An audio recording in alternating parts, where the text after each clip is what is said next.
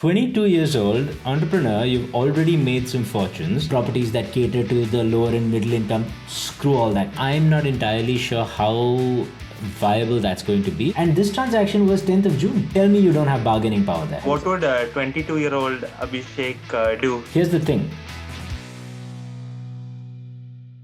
Welcome back. Today, we've got a guest from halfway across the world, or all the way across the world, and he's an interesting chap who's a young entrepreneur who would like to invest in Dubai after having made his fortunes in Canada. So, I present to you Aman. Aman, did I get the name right? Yeah, it's perfect. Yeah. Thanks Abhishek for having me. So yeah, I'll just tell a bit about myself. Yeah. I'm 22. I go to the University of Waterloo in Canada. Okay. I study philosophy. Yeah. And along the last 3 years, I've been making mobile apps with my couple of friends, and we have had our first big win.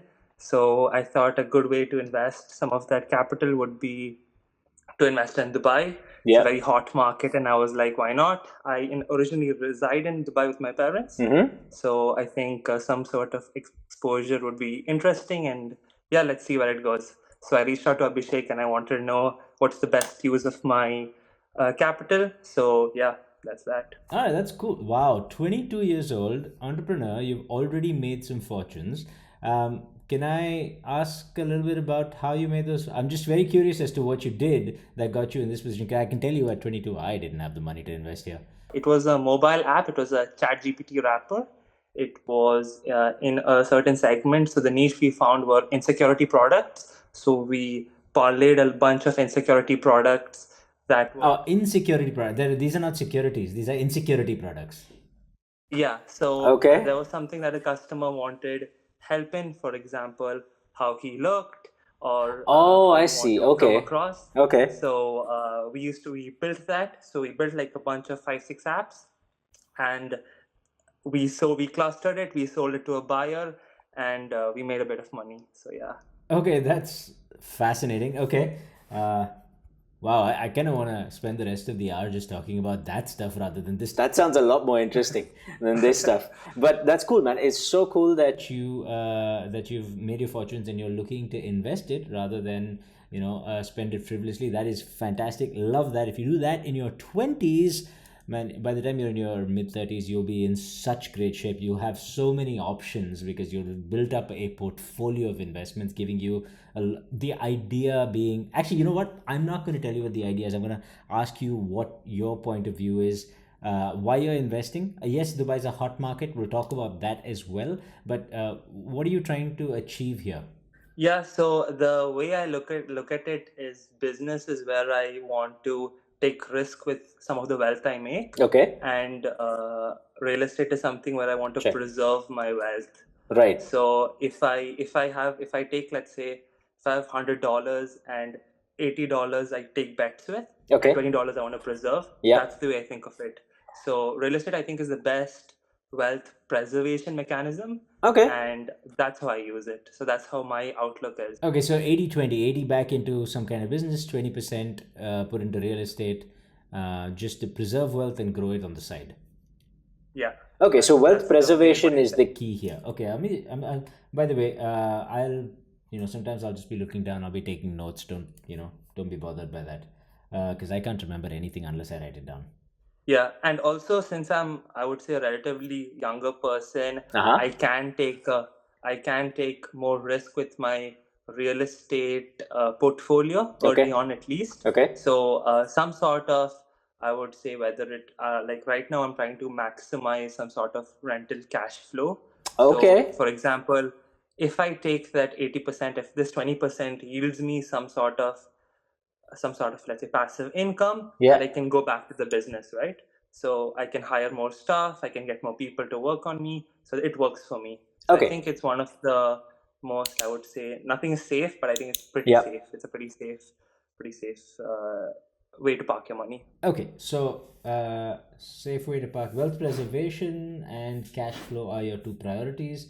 All right, so first of all, two things. Wealth preservation, you're right. Real estate is generally pretty good. There's a reason why a lot of family houses, and by family houses, I mean, family offices, which mean families with wealth set up their own offices to manage their money, and a lot of that money oftentimes goes into some sort of real estate or the other. Now, oftentimes it's actually land in various countries, but that's not to say you can't invest in landed property, because you're also looking at cash flow.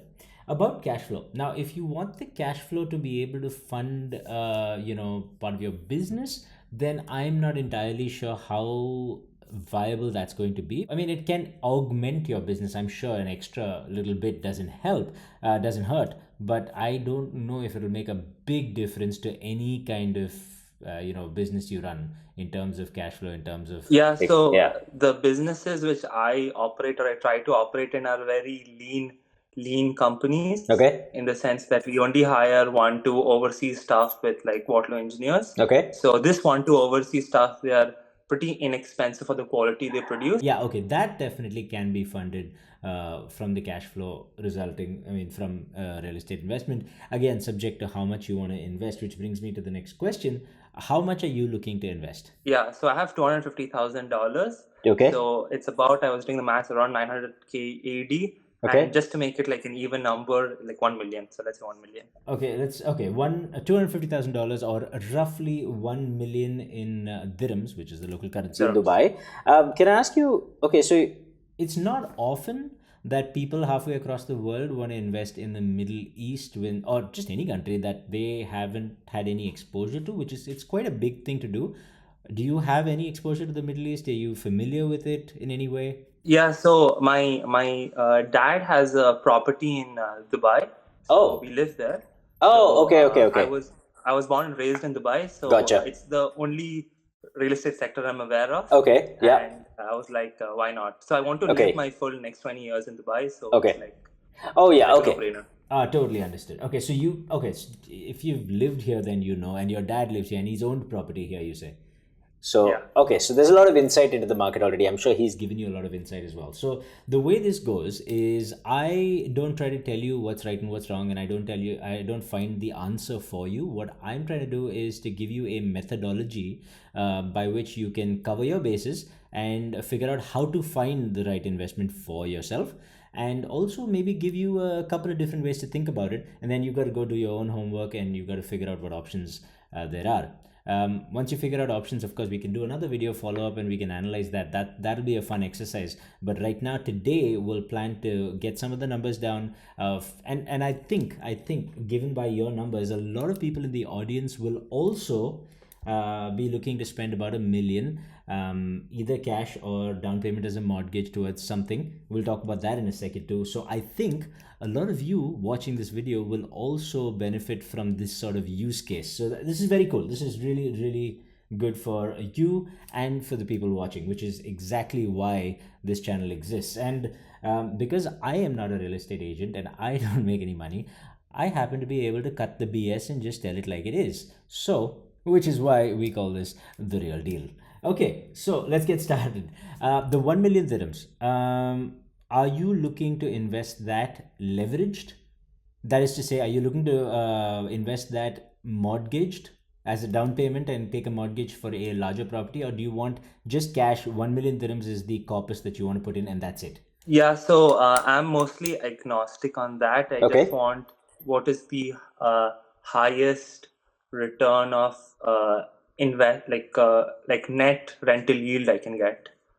Okay, so you're just looking for highest cash flow. Doesn't matter if you want to take a mortgage or put cash down.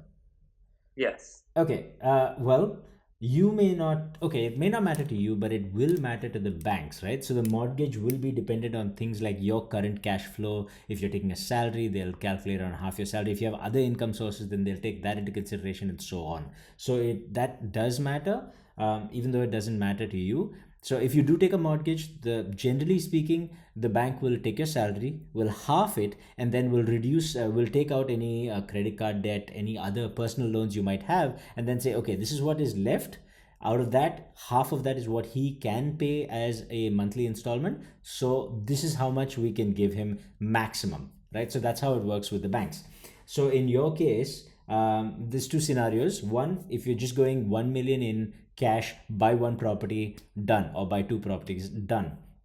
Or we look at the mortgage, in which case you'll have to give me some more numbers to see, or I can throw you some numbers and you can tell me if you can afford that or not, right? So in terms of a Yes. mortgage, it's really, really simple, right? So what you do is you go to a mortgage calculator and you, let's say your house is 2 million. Instead of you have 1 million, you're willing to put in 2 million. Now in UAE, the maximum you can get is, I think, 80% of your value, which means if you have a million, you can probably borrow 3 million and buy something for 4 million, provided your income supports that. The monthly installment will be quite high though. So for example, for 4 million, 1 2 3 4 5 6, there we go, and payment of down payment of 20% and a loan term of, let's say, 20 years instead of the 30 years, and a 5% interest rate, roughly speaking, that will get us a monthly payment of 21,100 and something dirhams. Let's call it 21,200 dirhams. Now, the bank will say you must be earning, and assuming you have no debt, you must be earning at least 43,000 dirhams per month to be eligible for this loan. And if you have credit card debt, that's all reduced from that. So you have to see, A, can you afford it? Now, that's what the bank says. Between you and me, it's not just that. I would strongly recommend you don't go right up to 50%, especially if it's your first property. Right up to 50% of your salary is probably not where you want to be. Unless you're getting a really premium deal on a premium property, you're getting a very good price, then yeah, then it may be worth stretching. But generally speaking, what I suggest is it should not be more than 25 to 30% of your income. And the reason is, if it's 25 to 30% of your income, then your living expenses are maybe another 30% of your income, that leaves a good chunk, 60% of your income. And then you take that and half it, and you put aside 30% every month to build up a corpus for an emergency fund. That's how I do it. That's my sort of rough math. This is not achievable for everyone, right? And what if it's not achievable for everyone, if you want to be absolutely careful, you'll basically wind down that monthly installment till it fits that criteria. So what you can afford, in my opinion, what you can afford, if you want to pay 20,000 a month or 21,000 a month in installments, you should be probably earning upwards of 60 to 80k per month, at least 3 times that, if not 4 times that. Then you can afford 20k, no problem. This is obviously not everybody's scenario, but I'm just telling you that is the safe way to go for your first property. If you absolutely don't know what you're doing in property, this is how you safeguard yourself. Now, in your case, is that something that you can do? No, I can't do that. That's fine. That's totally fine. Yeah. Now, if I bring that, instead of 4 million, let's say I half that to 2 million, right? So that way you're putting down 50%, the bank is giving you 50%. That's 10,600 dirhams per month, which is roughly what, $2,500 a month in monthly installments. Is that possible? That is possible, but the way I would like to think about it is, if I were to rent it out, would that be able to cover the mortgage? Yes, absolutely. We're getting to that, but I'm just so there are two bases: one, you paying for it; two, the rent paying for it. I want to make sure that both are doable. Why? Because, well, if it doesn't rent out immediately, you're going to have to pay for it, right? And if it does rent out, which it can, realistically it can. I'm just trying to be very careful. The point of this is to get you into a methodology. So these are the boxes you need to tick. First, can I afford it? Two, can I rent it out, and can the rent afford it? So we'll get to that second part in a second. So if you can afford it, it should be less than 50%, preferably less than 30% of your salary, $2,500 a month. If that's a checkbox, then that's okay. Then you can afford the $10,500, 10,500 dirhams monthly installment. So let's say we've ticked that box, right? Yeah, we can do that. Let's say we've ticked that box, in which case a 2 million dirham apartment slash villa slash townhouse is doable. Then the next thing is to check if it can support itself. And here's the thing: if it is barely supporting itself, then it's not actually meeting Aman's criteria of generating cash flow for him. It's generating cash flow and supporting itself, which means in 20 years, when the loan is complete, it'll pay for itself, which is great. But in your case, you want cash flow for you to put in your other things. And assuming you want that immediately, this probably won't fit your criteria. However, if it's just wealth preservation that you're talking about, and it's long term, just an asset to keep, then basically, yeah, it's a one and done down payment. And then if the rent pays for the monthly installments, then in 20 years, it'll be yours. You'll have the capital appreciation. And then when you're 22, man, when you're 42, it'll be an extra income source. So it does work. It just doesn't work immediately if you want cash flow today. And I'll tell you why. So the interest rate guy is 5% right now, right? The average rental yield you can get in Dubai is between 5 and about 8 9% depending on the property, roughly speaking, right? You'll definitely clear 5 in a lot of cases. You'll even clear 9 on some certain select properties, certain apartments in certain areas, in certain townhouses in certain areas, maybe. Actually, more so apartments right now. Townhouses have become very expensive. But if you clear 9%, right? Your mortgage interest is what, 5%. And then you have your service charge, which will add on to that another percentage, a percentage and a half. And what you'll be left with is some money, but I wouldn't be surprised if it won't be an earth shattering amount. It won't be a game changing amount. So that's where we're at. Still, it might be worth looking into, because that 2 million might get you into a certain property that's better valued, let's say 10 years down the line, 20 years down the line. I see. So if someone were to look at just from tomorrow onwards, you would just say go all cash or all cash deal. So Yep. you can the difference from the mortgage and the net Yep. rental yield does not cover more than that. Yeah, if you're doing all cash, then you should be able to generate cash flow to a reasonable degree, because we'll find something that will give you at least 7.5%, right? And after you knock off service charges, that will still give you something that pays the bills at least, let's say. For example, if you Yeah. go mortgage, because you've got 5.5, there used to be 2% interest rates, right? When it was 2% interest rates, then yeah, we're making money, right? Because your rental returns back then were about 9-10%. It was a phenomenal time in Dubai. Some people even netted like 13-14%. So you made serious cash flow. Now the market's a little more mature, a little more stable. Prices have shot up quite a bit, buying prices. Therefore, this is getting a little harder to do. But we can still manage. So let's take a scenario one where you go in all cash. Because Aman wants to have cash flow today, let's go in all cash just for a second, okay? The way you do all cash is, for 1 million dirhams, I can tell you, you're not going to get a villa or a townhouse, right? So you're going to have to concentrate on apartments.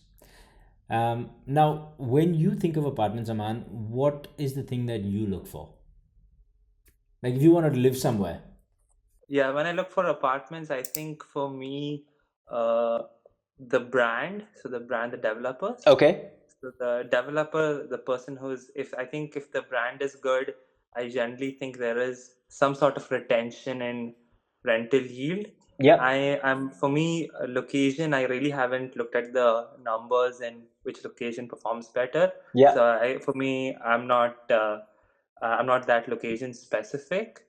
But yeah, I would say the brand, the developer matters, the contractor matters, and I think for me, it should be a nice apartment. So for me tomorrow, if I ever want to stay there for 1 year or 6 months, I should be okay with that. Okay, this is fantastic, because this is something that I do as well. If I buy something, not always, but mostly I look for something that I'd be happy to live in as well, just in case I need to live there. This is just a personal thing. A lot of investors don't do this because it's not that relevant. This is the emotional side of things, but it's very cool because it just gives you that one extra option. Tomorrow, if you're out on the street, if you need somewhere to live, then you've got your own place and you're happy to live there. It just gives you a bit of leeway. Okay, you said brand matters and location matters. I could not agree more. For long-term rental yield, and this is important, folks, there's two types of rental yields. You can get short-term rentals, we're talking Airbnb, booking.com, that sort of thing, and then we're talking long-term rentals where you just rent the place out to someone. For long-term rental yields, the brand absolutely makes a difference, and Emaar Property will rent out higher than a no-name brand. Even though the building might be nice, the brand recognition does drive higher rentals, and this is very clearly evident in the transaction data from the Dubai Land Department. You can see where it makes a difference. Also, location makes a phenomenal difference. Phenomenal difference. And you were saying that you haven't looked at the data and you don't know which locations perform better. But if you were someone who was living in Dubai, where would you want to live ideally? Where I would want to live ideally, I would say I like Dubai Creek Harbor now because a lot Okay. of my friends a lot of my friends have apartments there. Okay. So I like Dubai Creek Harbor. Yeah. Dubai South is where we currently live. Okay. I like it there as well. It's like a developing, nice area. There's an airport coming up. I like those two areas. They're in new areas. Yeah. I don't mind. Not as an investor, Aman, as a person living and as a Yeah, I 22-year-old with downtown. money I to like spend. downtown. You like downtown? Down. Okay. Yeah. I'm going to tell you I something. want to be like Creek not in Harbor the is city. cool. Dubai South is cool. These are investor answers. I'm looking for real answers where you would want to live as a bachelor in Dubai, living it up as living. You've got 100 million in your bank account.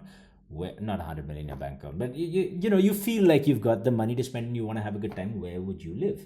You probably live downtown. You'd probably Yeah, even live, let's say, in the marina if you could, right? Or nearby areas. So some of the stuff I could look up the data, but it's really that simple. It's very, very, very simple to at least get a starting point. Downtown Dubai, Dubai Marina, these are places that are always sought after because people want to live there. Because also, usually there's a lot of things going on there that make these places more interesting. There's events, there's like downtown Dubai is still very much in development, by the way. You'd think by the number of buildings that it's all full, and it's not. There's a lot more that's happening that's about to come in the next few years. So these are growing areas. As for Dubai Creek Harbor and Dubai South, hey, that is also a very good point from an investor point of view. But we're looking at two things here. We're looking at cash flow right now, and then we're looking at wealth creation. Remember, you said wealth preservation, and then there's wealth creation. Now, if you're creating wealth, you're obviously preserving it as well. So that's a moot point. Creek Harbor is interesting, and it's a cool location where you should probably go and check out rental yields between Creek Harbor and downtown and see if there's any difference. I suspect there's not that much of a difference. The cool thing about Creek Harbor is that there is a metro coming up that will connect it. And this is confirmed by the Dubai government. It's the blue line. It's going to be completed in 2029 on the, I think, 20th anniversary of the metro transit system. So that's definitely a thing that's going to go up in, well, it's probably not going to go up in value because it's already very like it's, I think, $2,000 a square foot now. So from a capital appreciation point of view, it's hard to imagine it going that much higher in the short term, but in the long run, it might. From a cash flow point of view, if someone were to rent a place there, well, having a metro and an upcoming mall, all of those things add to the value. If you want cash flow today, downtown Dubai has the same thing. Again, $2,000 a square foot, very expensive. But if you just go and quickly look at I'm going to pull up an example for you right now, right? Let me see if I can share the screen with you. Okay, so it's 1.2 million. It's a little bit above what you were asking, but let's say it's doable. Let's say he comes down to 1 million, and I'll tell you why in a second. Data is our friend, by the way. 1.2 million, that's the view, whatever. This is the apartment. It's smack downtown. It's right near the Burj Khalifa. It's literally like a 5-10 minute walk from the Burj Khalifa and the Dubai Mall, right? If that 492 square foot, 1.2 million asking, 1 million realistically, that's $2,000 a square. That is an expensive apartment. But if I scroll down and look at the rental values right over here, can you see it? You see 70, 75, 80. That's the last 3-4 transactions are between 70 and 80. Let's say you can get about 75%. That is 7.5% straight up, right? Minus service charges, probably 6.5%. Not a terrible yield, higher than whatever, if you were to take a mortgage, it'd be higher than your bank's interest rate. And you're getting your cash flow. That's what, 6,000, 5.5 to 6,000 dirhams a month, which is $1,500+ a month, roughly speaking, $1,500 to $2,000 a month. Just clean $2,000. That's not bad. You could definitely pay someone's salary if you're outsourcing an engineer from somewhere. That's someone's salary. This will do that. And you buy in a piece of property downtown Dubai, which is only going to get better over time, even though right now it is definitely feeling overpriced. I'll be very honest about that. But in the future, this is going to continuously generate cash flow. And this is long-term rentals. Short-term rentals after the first year, because when you do an Airbnb, you've got to furnish it and then there are some expenses. So the first year, you may not make that much. You may make similar to your long-term rental, but the second year onwards, winter times, you really make up a lot of rental money in downtown Dubai, and there's a decent chance you'll get maybe, I'd say 10-20% over this, maybe 50-60% over this on a good year. I don't know, but let's not bank on that. I'd say 10-20% over this. Basically, I looked it up, and for this kind of property, you can expect to get, I think, about 11,000 a month expected, and then after overheads it'll come down to maybe 8,000 a month, which is still a little higher than the 75 grand a year we're getting here. So you're getting higher returns for short-term rentals. And then, if Would you're, you say the rents are volatile? So let's say the market is bad tomorrow. Is there a huge volatility? yes, Dubai can be volatile. It's still very much a developing market. So I think if you look at that, what I do is I reduce all rental income by 20%, right? Because you said it might be volatile, it might go down. I could not agree with you more. So reduce rent, the expected rent. In this case, I'm seeing 80, 75, 70, 70. So let's say you can aim for something like 75, right? Or even 70. Reduce that by 20%, you get about what, 55? Yeah? Yeah. 55, and then see if that can pay for your mortgage, if you're taking a mortgage, or in this case, if you're all cash, you can minus the service charge from that as well, which will probably be, it's 15 to 17 dirhams per square foot for a downtown place. So 15 to 17 dirhams square foot times 500 is about 7,500 a year. Did I get the math right, or am I completely off? There's a distinct possibility I'm completely off. Hang on. So let's say 16 times 490 square foot. So yeah, 7,800. Say 8,000 a month. So 55 becomes 45.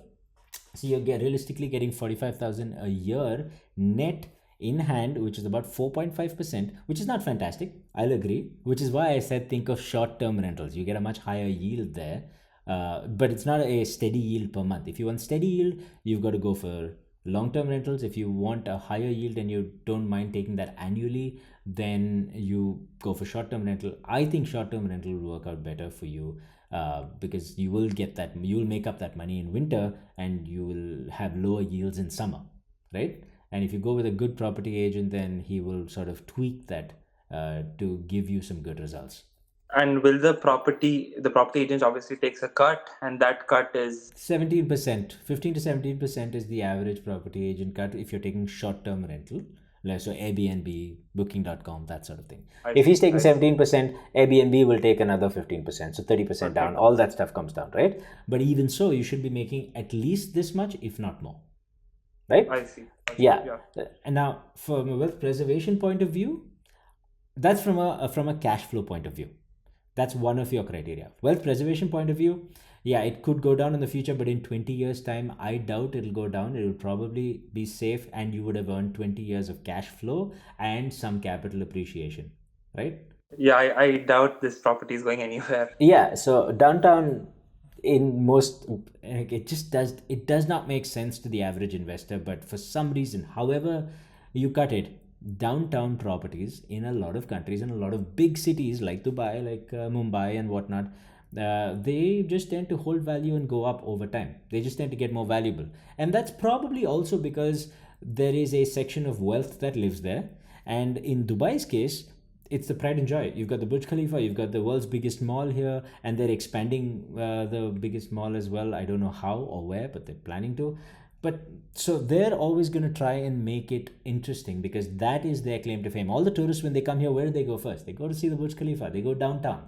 I think just having a piece of property in downtown now will allow you a foot in the door, whereas 10, 15 years from now, as we've seen from the world cities, it's going to get a lot harder to get in.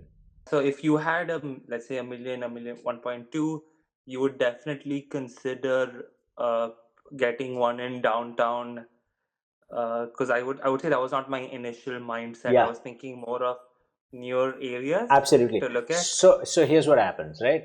If we look at a newer area, what's happened is the prices have gone up so much that newer areas are giving you similar rental yields, and they're expensive, but you can get a larger space, and what you can aim for is capital appreciation over time.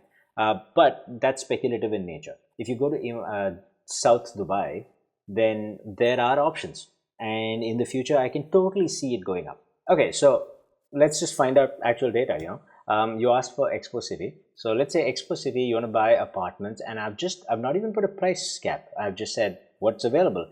And you see something, Dubai Investment Park, 979 square foot, 585,000. So obviously it's less than $1,000 a square foot. So this is definitely better value in terms of price per square foot if you were living there. But if we let's click on it, let's find out. Maybe we've stumbled upon a really good deal and we don't know, right? Just for people who are watching, it's not like what I'm saying is the gospel. It's not the only way to do it. These are my thoughts and opinions, and then that gives you something to think about and maybe expand. Like Aman here was thinking about speculative properties in Dubai South and whatnot, but I am actually bringing him back towards mainstream properties because that's a different point of opinion, point of view with real numbers. Like I'm not trying to inflate any numbers here, and I don't really care where you invest at the end of the day. It doesn't make a difference to me. But the whole point is to have a different point of view of thinking. So I'm seeing already that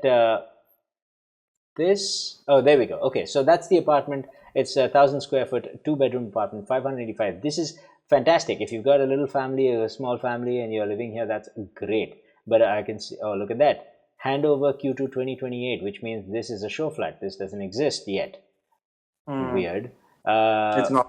No, it's not there. And if I go and click on the map, let's have a look at where this is, right? Yeah, perfect. So that's the map. That's where it is, Dubai Investment Park. Let's try and slowly zoom out and see where it is.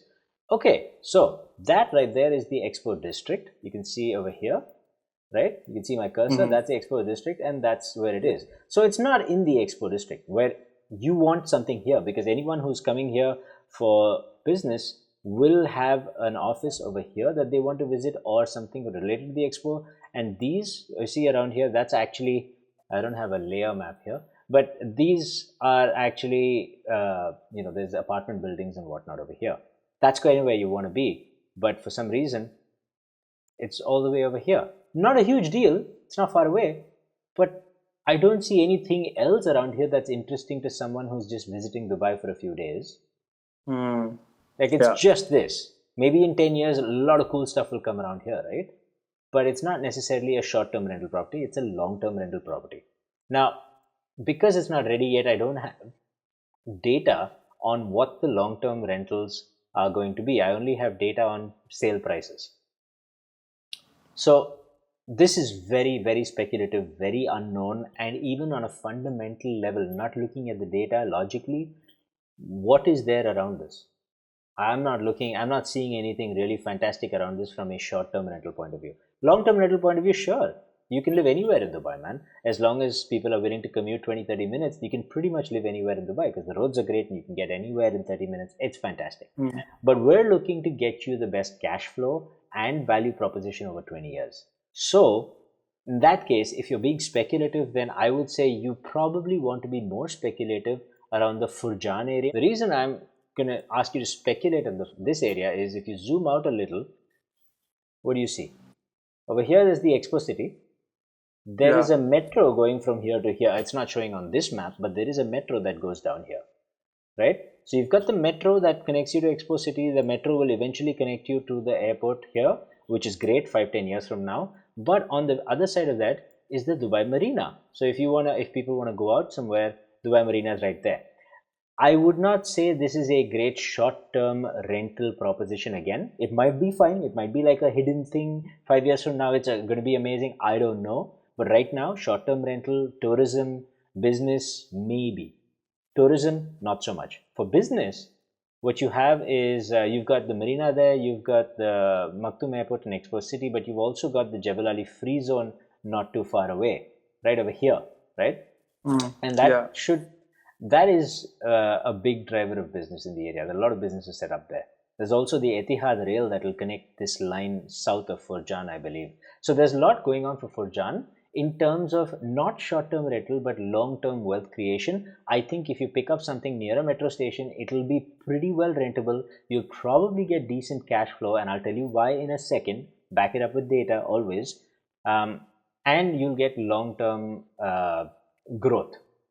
If you pick a good builder, a good apartment, and that's a lot of ifs because there are a lot of builders here that, let's just say, they are building their reputation now. We'll have to see how they go, right? And to give you an example of what the cash flow situation might be here, you see right up Furjan, there's something called Discovery Gardens here. Do you see that? All right, so if I go here and say Discovery Gardens,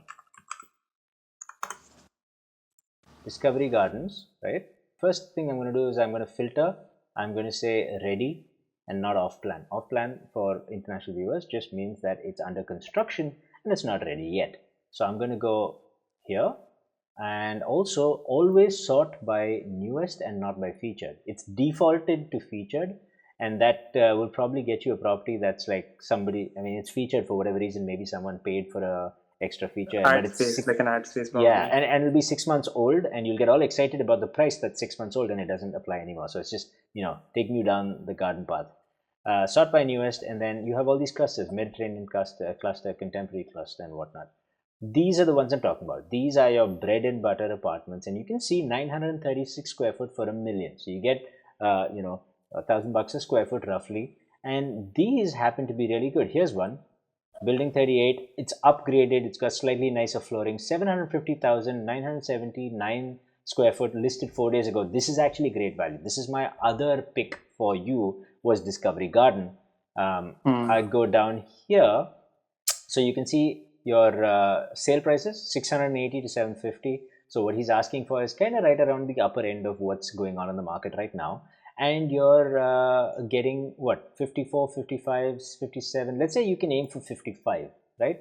Not 57, not 49, 50, 53, 50. Let's call it 54,000. That's nice and conservative, right? 54,000 bucks minus your what do you call it, service charge, which is probably around 17 bucks a square foot. Is a 17,000, is 44 bucks, 36 maybe. That's 3.5%, dude. 3.5%. This is worse than downtown. Yeah. Do you see what I mean? These places that give you better price per square foot, it's just that the prices have gone up so much, and the rental yields are kind of low in some of these places. 3.6% is even worse than, maybe there's a better deal. Let's look at this one instead. Here's a nice one, 850,968 square foot, very pleasant looking, and we get 65,000. Oh, it's a little better. So this is 850,000, out of which you get 65,000. That's looking a lot better. 65 minus 50,000. Let's call it 50,000, and let's drop into that calculator app so I'm not just guessing things. 50,000 net, let's say, divide by 850,000, assuming you don't bargain with him and you just pay him what he wants, is 5.8% net. So 6% net. This is not so bad. 6% net return. Yeah. But in terms of capital appreciation, this will go up, but this will never have the cachet that the downtown apartment has. I was thinking about it as it's very interesting. I think this conversation is because for an end user, I think a Discovery Garden is way better because your money stretches way farther there. Absolutely true. It's got 3 metro stations along that road. It's really well connected. It'll rent out well, but if you want to live there, it's 1,000 square foot. A couple can live there, and you can get to work without having to buy a car, which is really good. It'll save you some money. It's a very nice place to buy, to live, or to rent out to people who are living long term. So the good thing about this place is you cater to a wider variety of people. You cater to either someone who can just straight up afford 65, or you cater to someone who can afford less but multiple people in that house. So 2 people will take the lease together, and that actually can yield you a slightly higher rent, because if they're splitting it, they can afford a little more. And the cool thing about that is it increases the demographic to which you can advertise, right? So because there are, so the way Dubai is, there's a lot of money at the top, and there are a lot of people at the bottom. There's a lot of people who live on like maybe 6,000-7,000 a month, even less than that actually, but 6,000-7,000 a month. There's a ton of people living on that. If you're living 6,000-7,000 a month, you probably don't want to spend more than a third of that on rent, 2,000 a month, right? 2,000-2,500 a month. But if you rent it for 2,500 a month, and you share a place like this with one, maybe even 2 other people, because at 6,000-7,000 you're not being too picky. We want to live somewhere that's nice. You want to live somewhere that's near a metro, because you can't afford to buy a car for yourself and get the license and all that. And you share it with 2 other people, and then you can afford a nice apartment like this. So in any market, those people's salaries don't get cut much. The people whose salaries get cut in a down market, because you were talking about volatility before, a lot of them are sort of middle management and people. If someone's earning 6 grand, a business is not going to cut it down to 4 grand and really save the business. It's not going to make any difference to the bottom line. So these people's don't earn much, but they earn steadily. And therefore, that's an entire demographic that's really useful to have when financial situations hit, right? So Mm. it's just another way to think about it. Now, some business I might see. decide, oh, we have too many people manning the tillers at our department store, so we're going to fire them. I mean, I don't have any control over that. But at least you've got two different demographics you're aiming towards. Whereas with downtown Dubai, you're really aiming for Upper long segment. term, you're only aiming for people who can afford a very high rental for a very small place. And that's, a smaller part of the population. So from a numbers game, from a long term point of view, this one actually works out pretty decently, gives you a 6% rental yield, steady rental yield. By the way, this property or these properties, I have checked for the past 5-6 years, they always seem to yield at least 6.5%. And if you get the right price, if you bargain, you can eke out. I would suggest you bargain, because look at your left, look at the last transactions here. This is the lovely thing about Dubai. They give you your real estate transactions so you can actually see what's going on in the market. 700, Very 600. transparent. Yeah, it's surprisingly transparent. I have issues with the way they present data, but that's a whole different conversation. But look at this: 700, 600, 668. He's asking for 850. And this transaction was 10th of June. This was now. Yeah. 700K. Tell me you don't have bargaining power there. Yeah. Because you're coming in cash, right? You're saying Mm. 850. Look, man, I can't do 850, but I can do 700 cash, and I can seal the deal in 2 days. But you got to tell me in the next 24 hours, and I'll fly down and do it. Oh, I'll get someone to do it. The choice is yours. Find 3-4 people like that. Someone's going to give you something. If not 700, 750. 750, if you're getting 65,000, that's a good yield, right? Mm. This is your cash Yeah. flow. This is your long-term yield. I wouldn't, again, it's not a halo thing. You're not getting a foothold in downtown Dubai. So what you're not doing is 20 years down the lane, you don't have a piece of really prime real estate. But what you have for those 20 years is good cash flow. You have something that appeals to a wide demographic, and you've got something that gives you, I mean, there'll be some capital appreciation, right, in 20 years. So yeah, I think this is an option you can look into, but just check your service charges as well. So what I've presented you is two different ways to think about it. Neither of those concentrates on something like Imar South, because that's very speculative. That's first takeaway. For someone buying one apartment, your first investment, and with your goals in mind, maybe Imar South is fantastic in the long run, but it won't get you the cash flow right now. Yeah. Yeah, from a cash flow point of view, there's two different approaches. One, you go downtown Dubai, you get your halo real estate, which you hold for 10, 20 years, and you've got a piece of prime real estate that'll keep giving you short-term rentals, that'll maybe even give you the long-term rental yields over 20 years will also get better, right? At some point, a studio downtown is going to cost 100, 120K. And it might seem ridiculous now, but just look at all the world's big cities and it won't seem so ridiculous. So your rental yield over time will get better. And the same thing goes for this Discovery Gardens place as well, which is the other side of it, where you're not catering to the wealthy, but you are catering to a large number of people, middle income and low income. And that is also quite powerful. Plus, you get a slightly better yield on cash flow. What you trade off is having a piece of prime real estate. So that's a choice you make, right? Yeah. So you have to make a choice at some point. What? Okay. Cool thing about this is if he does give it to you for 700 instead of You're 850, 300. you have 300 left, which means you're one step closer to your next property. Mm-hmm. So this is actually a very good option if you're looking at that. If you're just so now these are your choices. This is not a choice I can make for you. Wealth preservation will happen on both cases. Wealth creation will happen on both cases. Hopefully, that's a couple of takeaways, right?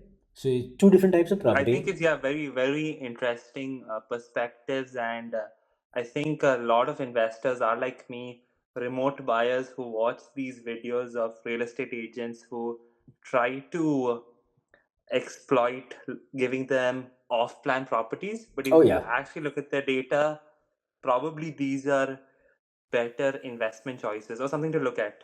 So yeah, I think that's a very interesting yeah. takeaway. Again, because you said cash flow. If you're saying speculative, then we can go further out and we can say, oh, this place will come up in time.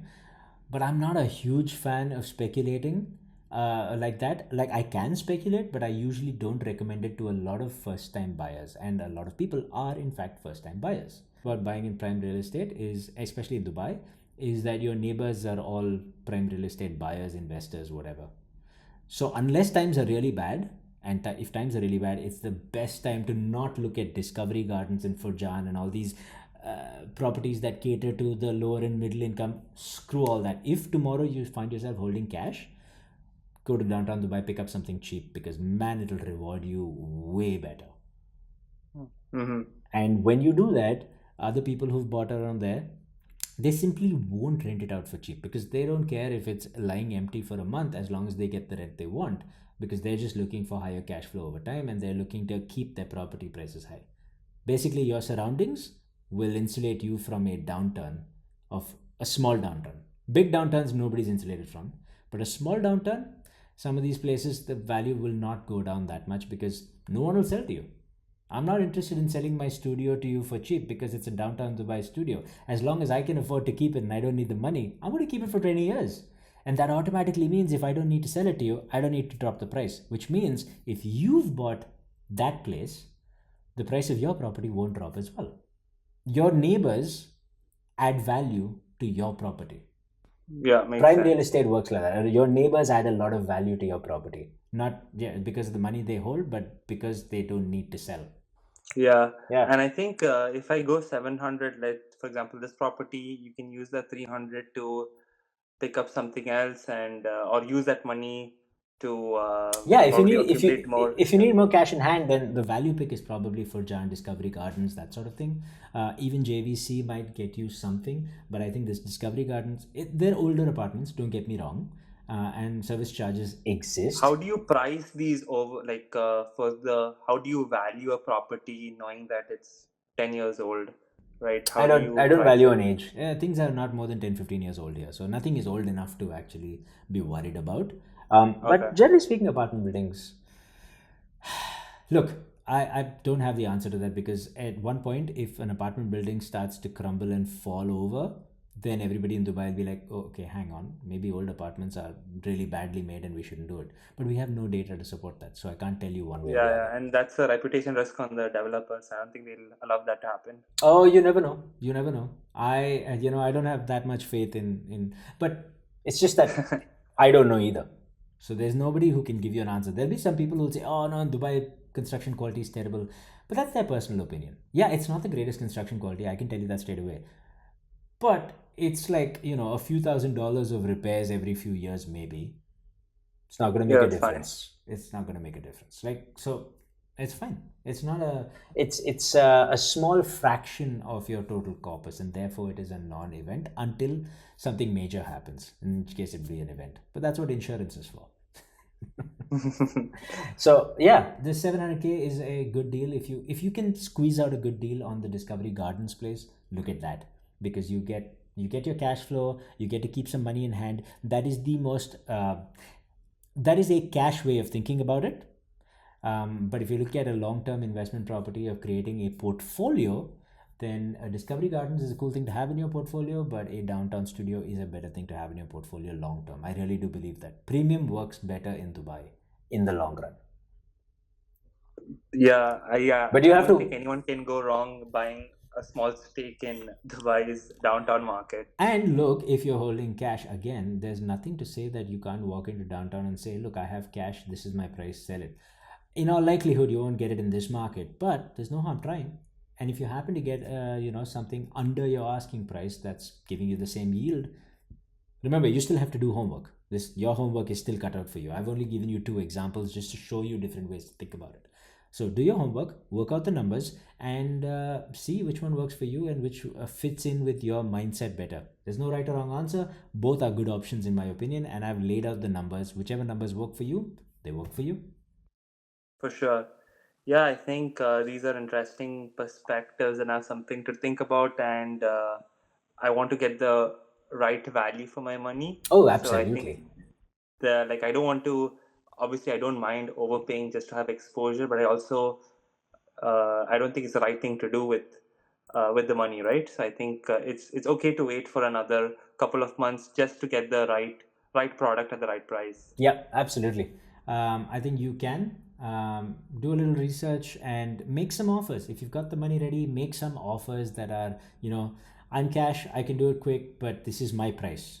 This is the price where you're getting your 7% minimum rental yield. So that's the price. Yes or no? Let them say no. Who gives a crap? That's okay. Yeah, yeah, When you're yeah. sitting on cash, that's the advantage you have. You can make these deals. When you have to go for a mortgage, you don't have the negotiating power as much. Yeah, that's why I think cash goes further if you're for a buyer's perspective. No doubt about it. Yeah. Yeah, man. So I'd be yeah, and once you've gotten a few things ironed out, feel free to get back and we can continue this conversation. I'd be very curious to see what you came up and what you. I mean, this whole situation is fantastic to see a young person. A be in a position where he can invest and B actually investing instead of blowing the money on stupid things. That's yeah. I know the temptation's there when you're in your 20s, but it's just you'll thank yourself. 35-year-old, you will thank yourself so hard. Yeah, the peace of mind is What there. would 22-year-old Abhishek do? Would he go right now and go for downtown? You think that's the choice he would take? 24-year-old Abhishek might have gone downtown over Discovery Gardens because he's not too different from 30 something. I'm not going to say Yeah. Abhishek, but I'll tell you what I did was so 24 I think was when I made my first investment, and it was actually speculative, but it was a very different market. So because where I lived in India, there I wouldn't. If I could have done downtown, I would have. But downtown in Indian cities are so expensive; it was way out of reach. The only thing that was in reach for me was far out. So I went to a place called Gurgaon, which is outside of Delhi, and I invested in a place there on some advice from my parents, their friends, and whatnot. But there was a lot of data showing that a lot of like Gurgaon was booming. There was a lot of room to run. There were a lot of big issues in that place too. Don't get me wrong, which is why I didn't hold on to the place. I flipped it in 3 years. I sold it. I made my money, got out, brought that money to Dubai, and invested it here because there were issues in Gurgaon that were just and it would have still made money. I think even now it's probably valued higher. I don't know how much higher, but higher. But tax and a whole bunch of other things made it kind of Your opportunity inefficient. cost is better in Dubai though, right? Like in Correct. hindsight, yeah. Correct. Yeah. Unless you're buying land. Land in India will trump anything Dubai has. Oh, okay. Yeah, yeah. This is not I even. see. It's not even a conversation. I mean, depends on where your land is, but over time, it's just a matter of time.